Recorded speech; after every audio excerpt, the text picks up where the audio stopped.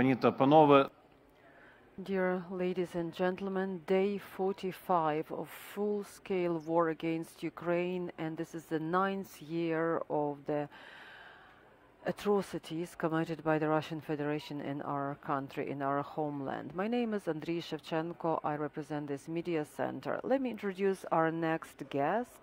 That's Ihor Smilianskyi, Director General of Ukrposhta. This is national post operator, governmental institution which is dealing with tremendous scope of work, both delivering post and providing other service to the people of Ukraine. My first question is, how does the post system operate during the war? Thank you. We do have issues and challenges. It's not easy. But we have learned to work in new mode during the full-scale invasion. During the curfew, our people are working and sorting the parcels. We have learned to do that. And we learned to start our day very early.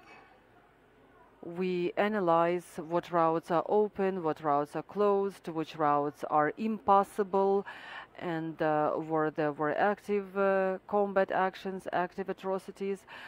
Today is Saturday, but more than 50 representative offices are open and working. We only recently came from Kharkiv. Of course, it sends shivers down my spine because it's not safe, but it's also reassuring when you see that the offices of our organization are open and people keep receiving pension and even send parcels and receive parcels, including parcels from other countries.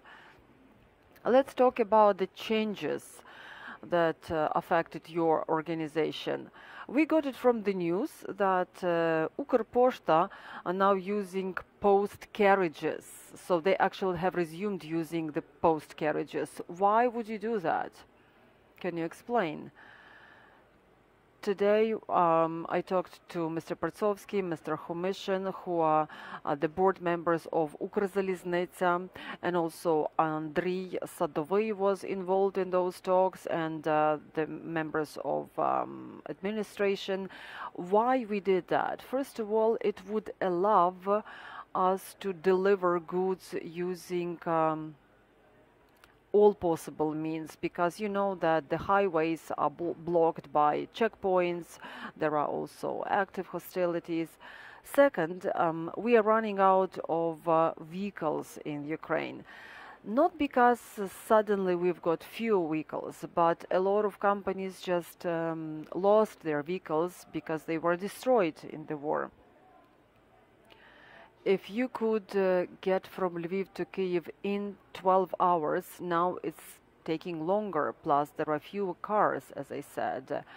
Carriages, railway carriages, so they are less dependent on the traffic, and they can run at night during the curfew hours, and cars cannot.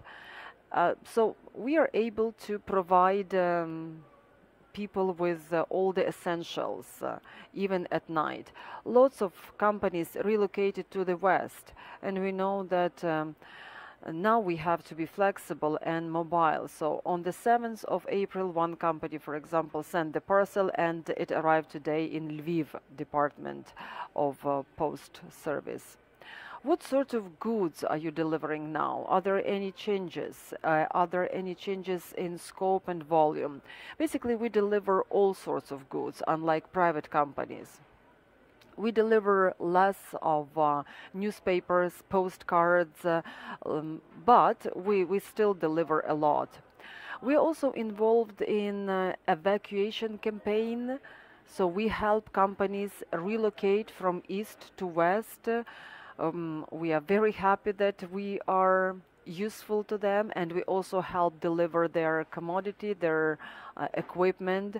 We also help deliver humanitarian relief from other countries to Ukraine and inside Ukraine.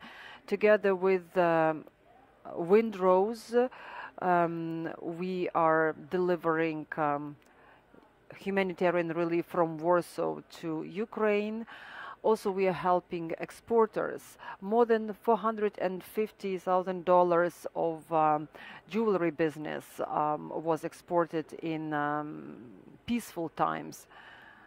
But now this number differs. We still support exporters, and they say that because you support us, we are able to support 6 families, for example.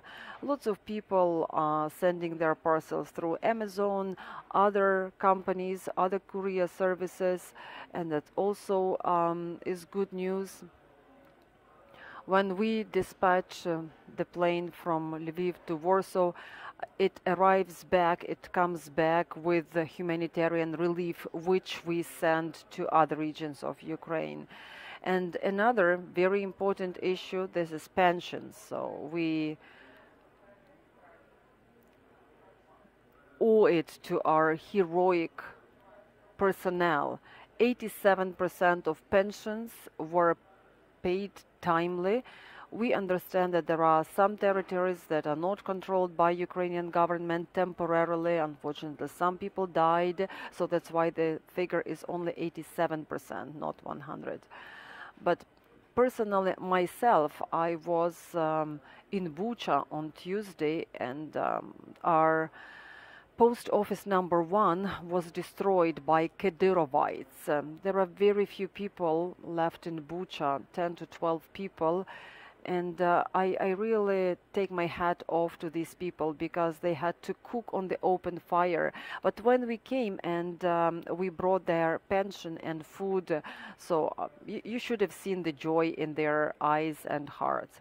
What's happening with your services in the occupied territories? Have you suspended the activity of your governmental organization? Well, it depends. For example, things are different in Melitopol and in Berdyansk and in other regions. So every city is different and the situation is different. Wherever possible, we try to keep operating, keep running our operations. If possible and where possible, we keep paying pensions. People need money to live on. I cannot share all information, to disclose all information for security reasons. That's understandable. But we do all we can. We pay pensions even in places that do not have electricity supply and telephone communication supplies. Once Bucha is demined, we will be there. In Chernihiv, we paid 90% of patients yesterday and the day before. We understand how important our job is, how much people are waiting for their pension. People can even pay utility bills using our services. So it's unbelievable, but once those people get pensions, I mean senior people, so they come and ask us, when can we pay utilities? Because they also understand that municipal services are working very well, and we need to support them by paying utilities on time. We have questions? I'm sorry about here your country is still in the war right now, and would you please tell me, do you have any data can release in how many post office has been destroyed, and so how did you think how much cost to this kind of destroyment for the post office, and they got a rebuild? Thank you. Sure. Well, first of all, I don't think the count is over. We take the count every day.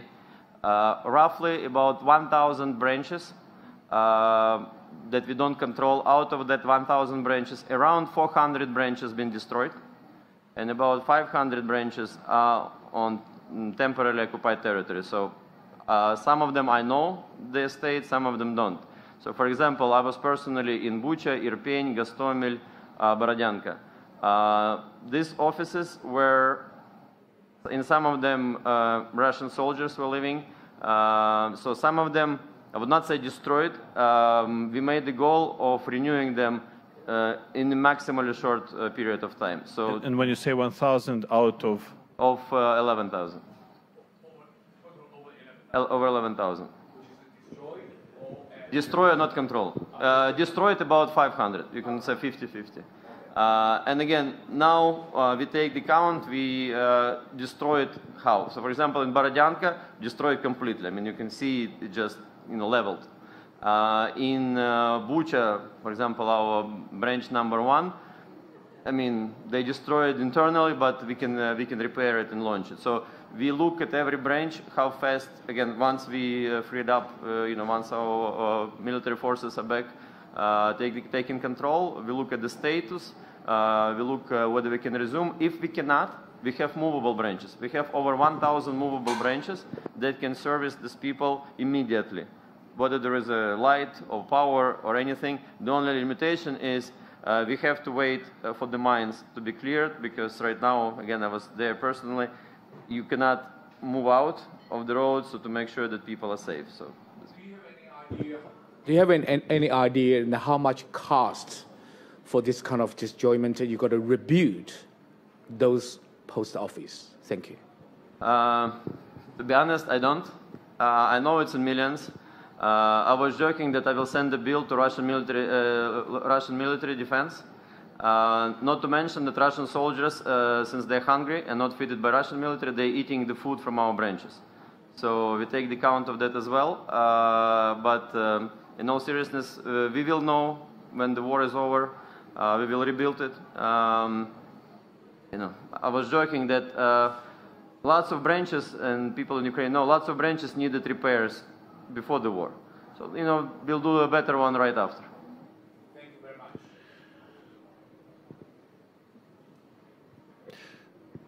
світ облетів. The pictures from post office in Belarus became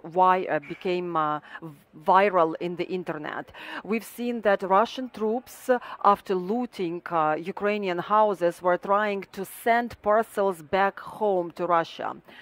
You, as the person in charge of postal service, does it stir any feelings? Of course, it's a negative feeling only. The first thing I wanted to say is that my focus and the focus of my team is that it's not such a big problem. I think that a bigger problem is that postal services of Russia are trying to avoid sanctions. Russia is trying to raise the limits and do it within the Euro-Asian region, and they are going to use postal channels of other countries in order to bypass sanctions. We are trying to expel Russia from the World Postal Union Association. We know that lots of countries are still concerned, deeply concerned, but they are not doing any practical steps in order to impose sanctions, but I will do all I need and can in order to make sure Russia suffers losses and pays and is held accountable. Do people hear you? Do people see you? Do they see the damage? Of course, we show pictures to those who need to see the pictures. There are, of course, political issues. I'm not going to talk about specific names, but one of the heads of Euro-Asian Union is aware of what is being done. The last question is about people who work in your organization. We understand that a lot of them are brave, courageous, because they risk their life and limb keeping their jobs and keep providing services. So what do you say to your people in such hard times? First of all, I'm trying to personally talk to my people, my teams, my staff. So I'm visiting our offices, I'm talking to the leadership. So they need to make sure that I'm with them, I see what they do, I feel what they do, and I'm proud of my team, my staff. They are heroic people. I cannot disclose all information about them because I want to make sure they are live and healthy. But we will definitely reward them for their good doing after the war.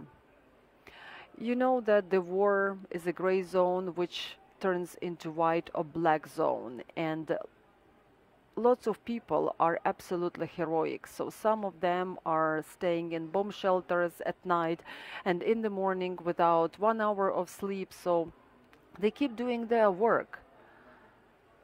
Some services can wait, but not our services, because people say that people are waiting for their pensions, so they are waiting for me to come and bring their pension. That's why I can't stay home. I cannot take additional hours of sleep.